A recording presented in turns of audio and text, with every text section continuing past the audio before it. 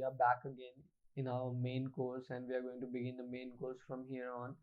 So we will begin with Python language, and we will focus specifically only whatever is required to learn data science. We are not going to, go very deep into Python. We are only going to learn whatever is required from data science point of view. All right. So what are the modules that we are going to cover? Let us see first, because I want you guys to have a very clear cut clarity that what are the topics that we are going to learn in this course. All right. So we are going to learn first variables and data types, and as I have promised, after every module or after every chapter, we are going to have a practice set, in which I want you guys to, go to your home, or whenever you get time, do practice. If you really want, if you're really serious, please do practice it. It will benefit you at the end. All right. So we will see variables and data types, strings, lists and tuples, dictionary and sets, conditional expressions, loops in Python, functions and recursions.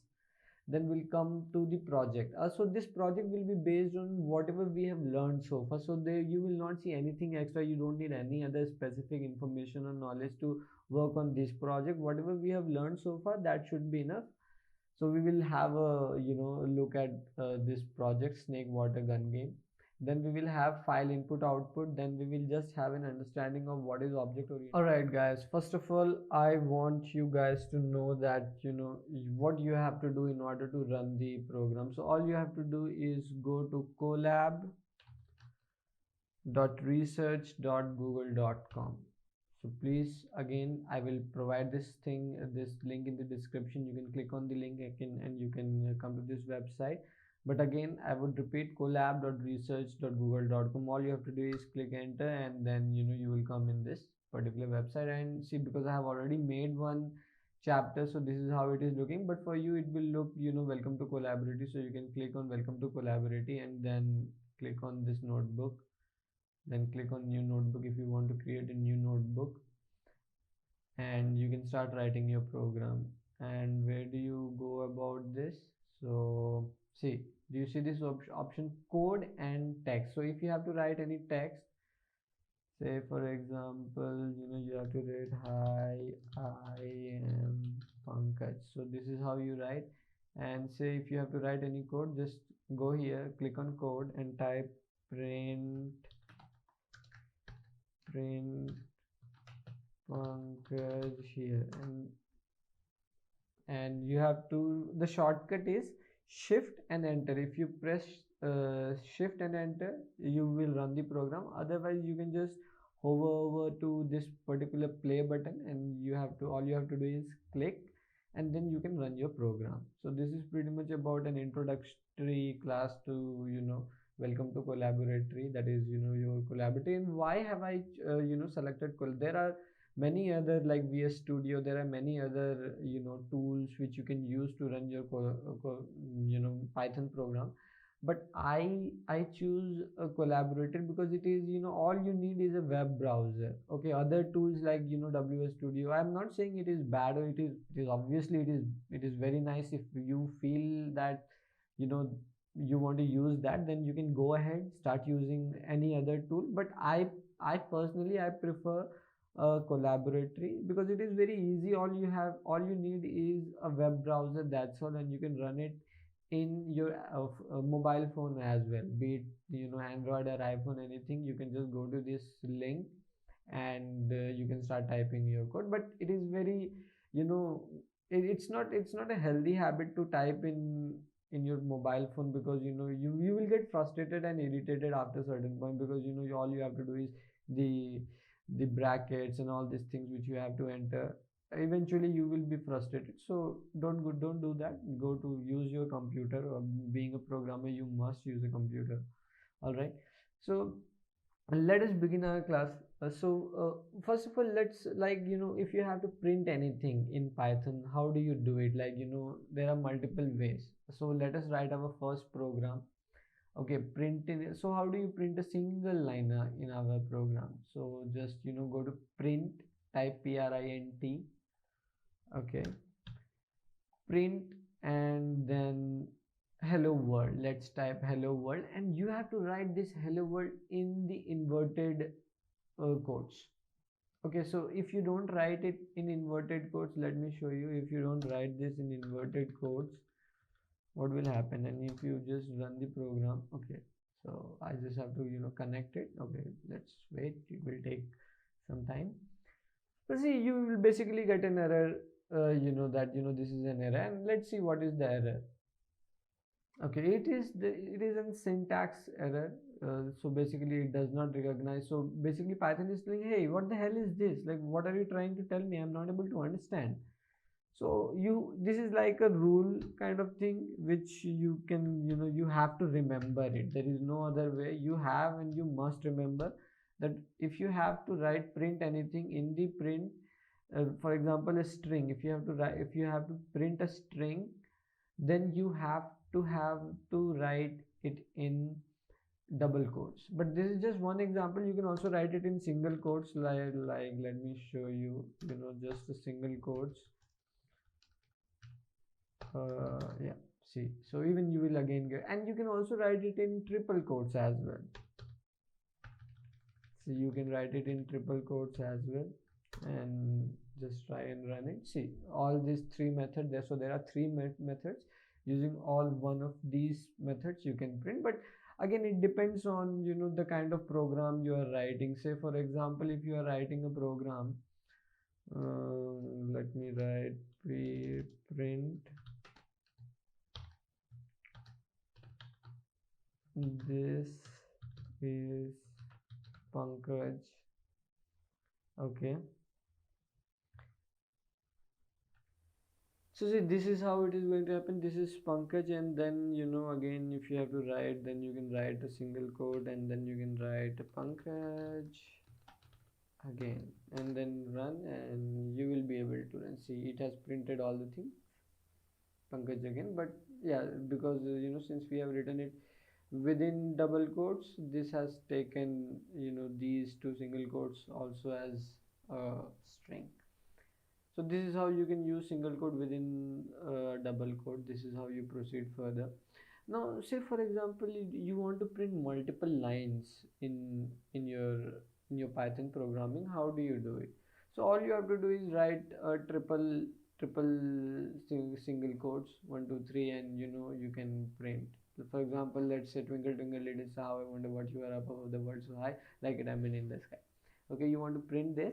All you have to do is type in the triple quotes, both starting and ending, where you want to end it. It must have an ending, and then enter the code, whatever string. So see, again, please don't be confused, like what is this string and all. There is a specific designated chapter for this, which we will learn in that particular chapter. So for now, just think strings are basically alphabets, right? Like whatever alphabet A B C D. Pankaj is a string, your name is a string. Now say for example a number. Okay, a number is not a string, it is an integer. Now, but we will discuss more on that. All right, so for now you remember that anything written in alphabets, which we use, any word which we write using alphabets, that is called strings. Okay, now very important thing is, how do you comment in Python? So basically there are two methods. Okay, so control plus slash forward slash you can use to comment out. You will get this hash symbol here, or you can also use triple single quotes. But wait a second, now you will say that but just now we use triple single quotes to write in the print section, but then how come but so see, if you write a print statement and then you write a triple single quote, and then you write whatever string you have written or whatever code you have written, that will go as a code. Okay, but if you have not given any command, and then you have just written say you have given single quote and you have written a statement, it will go as a comment. So see, for example, this is an example of comments. So this was just an example of comment. So this is an example of comment, it has printed. Okay, so now let us see what are the different types of data types we will encounter in Python. So numeric very first. So numeric variables takes values that is 9, 3 and any number, basically integer. Okay, actually it should not be numeric, let me correct it, it should be integer. Okay. So actually this I have done in my different, so this will basically not allow me, but somehow it has allowed me. Okay, that's great, fine, no, not an issue. Okay, so integers, so basically integers are data types which we have 9, 3, any numbers that we have, that is basically integers. Strings are variables that are used to form textual information like your name, any word that you want to enter as an input. That boolean variables, basically it has two modes, either it will return a true value or a false value. What is boolean, we will again discuss again in depth in the coming lectures, or in this lecture if possible. In this lecture we will discuss. And then we have date time. So these are variables that are used to store date and time values, such as such as the date which is written here, date, and the time which we have written here. So this is basically used to store a date kind of format basically. Okay, now let us discuss what is variables. All right, data types we have already discussed, so let's discuss what is variable. So see, technically, if you see, a variable is the name given to a memory location in the program. So now you don't have to get dive so deep into like what is a memory location or what. You can just understand that variable basically stores information for you. For example, let us see. See, this is a. A is equals to 3. So we are assigning a value 3 here to the variable a. So this is a is variable and 3 is the value that we have assigned. So now what happens here is, now this value 3 is getting stored in a.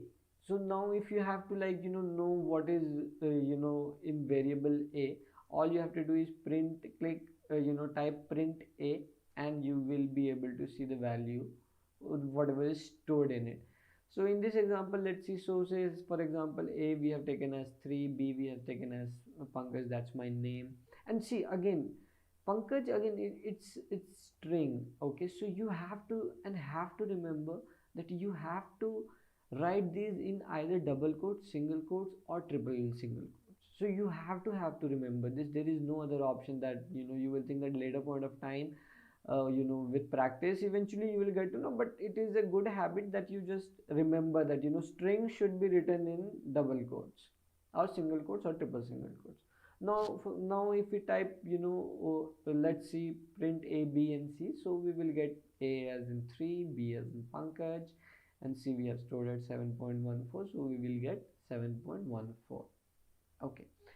Now see, D is equals to Pankaj. Now say for example, you must have this curiosity that what if we don't give this double quotes, then what will happen? All right, not an issue. Let's see. So let us assign another variable D. D is equals to Pankaj, and then just try and print D. Then see, in Python you will get an error. Now what is this error? This is name error. Now it says name Pankaj is not defined. See, in Python, name error occurs when you try to access a variable that has not been defined yet.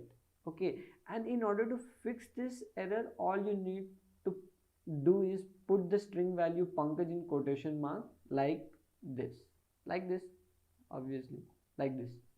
Okay, you can see the highlighted point, right? So this is how you can fix this error. So fixing errors it's a very, you have to know. So this is the reason why I have shown you with error, that what happens if you don't keep this double quotes here.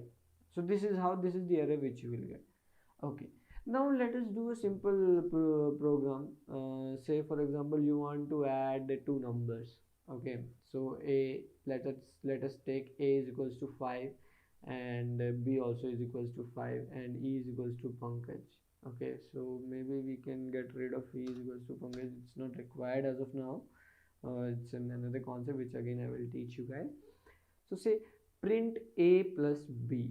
So all you have to do to add, Python is very simple. So all you have to do is type print a plus b, and here is your result. You will get this result, this.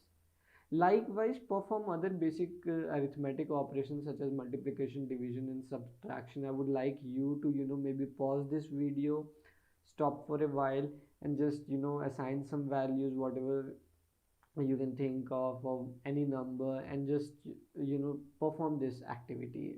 That would be really helpful. Now, this is different. Okay, now what is this floor division? So okay, floor division is again a type of arithmetic operation in Python.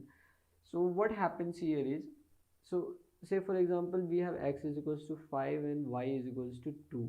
Okay, now this is the symbol, basically, double forward slash. So let me write it down for you. Double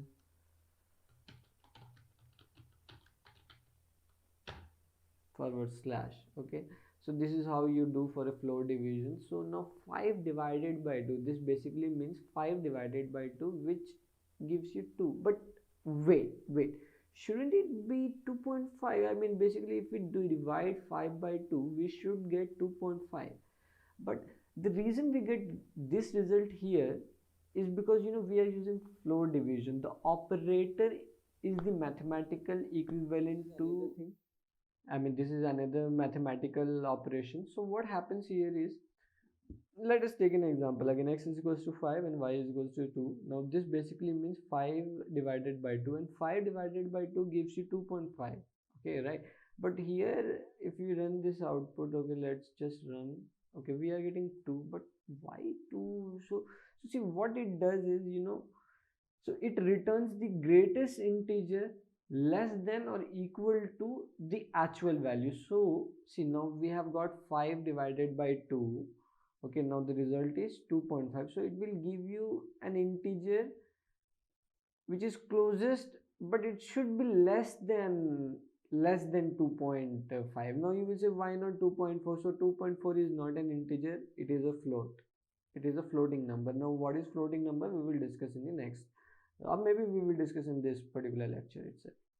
Okay, so again, now let us come to another mathematical operation, modulo operator or remainder operator. So how this works is, again, let's take y is equals to 5 and x is equals to 3. Now see, z is equals to y. Percentage is basically modulus is denoted by percentage sign. Now print z. Now if you just print this z, we will get 2. Now if you can just divide 3 ones are 3, then we have 2 as a reminder. So this is how we get modulo operator. Now we have to use power and exponent. Basically this is a cube, or to the power of 3. So this is using powers and exponents. So this is how it is denoted by double asterisk marks. So 2 to the power of 3, we basically get 8. So that's, we all know. Now there is another operation, that is, Python also performs the BODMAS operation. So if we take x is equals to 2 and y is equals to 4, and then if we take some random operation, this is the variable name that we have given. Okay, and then we perform this action, and then if we try to print some random operation, this is the result that we are going to get 5.5. You can calculate if you want to. I'm pretty sure the answer is right. Now if some of you who don't know, the order of BODMAS, then here bracket orders division and multiplication, addition and subtraction. All right, so now let us come to the next topic, that is rules for naming a variable in Python. So basically, variable name must start with a letter or an underscore, like underscore product or product. The remainder of your variable name may consist of letters, numbers or underscores. Okay, so see, it has, basically what it means is, it has to start from either an underscore or a letter, and then you can maybe input maybe a number, a letter or anything, whatever you want to write. You can give a number later on, but initially it has to either start with a letter or a underscore. Okay, for example, see, Spacy1, Python, machine learning underscore, machine underscore learning are some of the valid variable names. And again, these names are case sensitive, so you have to be very careful that variable names are case sensitive indeed. And again, names cannot begin with a number. You cannot start your variable name with a number, it will give you an error. And to be, if you want to see what is the error, so see, I've given you example here. 1 ONONE is equals to 4. This gives you an error. It says invalid syntax. Python is saying, what the hell, what the hell are you trying to do? I don't understand what you're saying me. So that is it. So again, names in variables cannot have spaces. You cannot write use then space and then instead that is not supported in Python. And names cannot contain any of these symbols which I have mentioned. You can just go through it. It does not support. It is also considered best practice that names are lowercase with underscores. Okay, and also avoid using built-in keywords like list, str, def, etc. Okay, and we will talk much about this in our conversations later on. Okay. So Boolean variables, it is a type of variable that returns only two values, which I have told you earlier. I think if I have not told you, so this is how it is. A Boolean variable will return either a true or a false. Okay. Now we will discuss about this, but first let us understand what are different types of operators in Python. In Python, there are several types of operators that perform different operation on variables and values. Okay, so here are some of the examples. So see, this is very much self-explanatory. You can just pause, maybe read it by yourself. But if you want me to just go through it, so we have different operators like arithmetic operators. As the name justifies and signifies that it will perform arithmetic operation like addition, subtraction, multiplication, division, floor division, modulus, and etc. And then we have comparison operator, like equal to, not equal to, greater than, less than, greater than or equal to. Okay, and then we have assignment operator.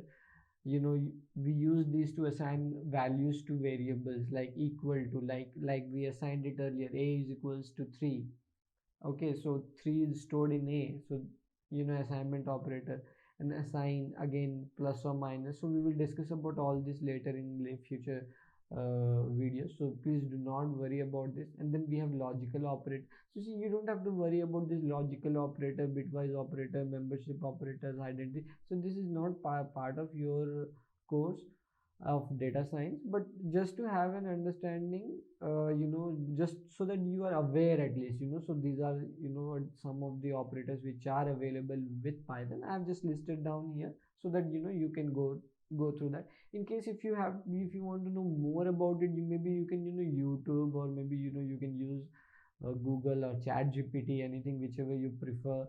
I would say prefer go with Chat GPT. It is much, it gives you proper good definitions with understanding will be broader and clearer, so you can go with that.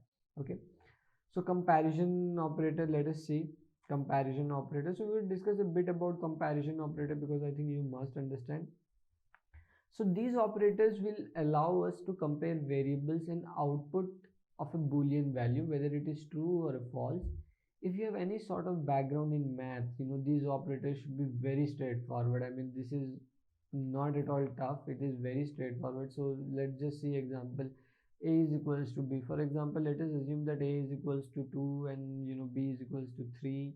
So is A equals to B? No, it's not true. So it will return, okay, let us just see. 2 is equals to 3, false. 2 is not equal to 3. This statement is true, so it returns 2. So this is all Boolean. This is all about Boolean variable. It will either return a false or a true. That's all. Okay. Now how to find a data type? Okay. Now there are various data types, like we have discussed: integer, string, float. So what are these? Okay, so string, as I have told you, that anything written in alphabetical, which we use alphabets, that is string. Integer, any numbers that we take and we write, say 3 or 4 or 5. These are integer. What are floating numbers? Okay, floating numbers is 3.14. For example, just look at here, 3.14. okay, so this is a floating number. And if you have to check a data type. So this is the function, and again you have to remember this type and then braces, I mean bracket. Okay, so type, now see for example a is equals to 3. Now if you want to know what is the type of a, type a type, and then this, just see this, you will have an understanding. Okay, and then if you want to know like 3.14 type float boolean variable, again see, again I this is very important. So here I have taken a variable name boolean variable is equals to false, and then I have I have written type boolean variable, it gives me bool. So this is again variable, data type. Boolean variable is a data type, so it returns bool.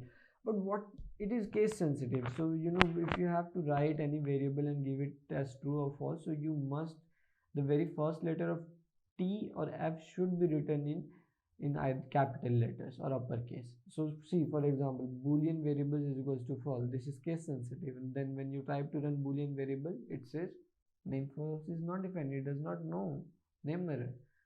Okay, so that's how. Okay, now say if you want to add a string to an integer, so what do you do? So say for example a is equals to 3, which we have assigned, e is equals to Pankaj. Okay, now see, if you have to add a string and an integer, where the very first thing that you need to do is you need to change either a string into an integer, which obviously is not possible. You cannot change Pankaj into an integer, can you? You can't. But yes, it is possible for you to change an integer into a string. So see, so what you have to do is type in print, then type in str, that is for string, then the variable that you want to change into string. Okay, and then backslash, and basically I will again show you what happens. Then plus give the e as in Pankaj. So what happens when you click here on run, it will give you Pankaj. Now what if you remove this backslash and say we remove this as well, and then if we try to run, see, it gives you Pankaj only. So just so that my program should look better, I have just given, okay,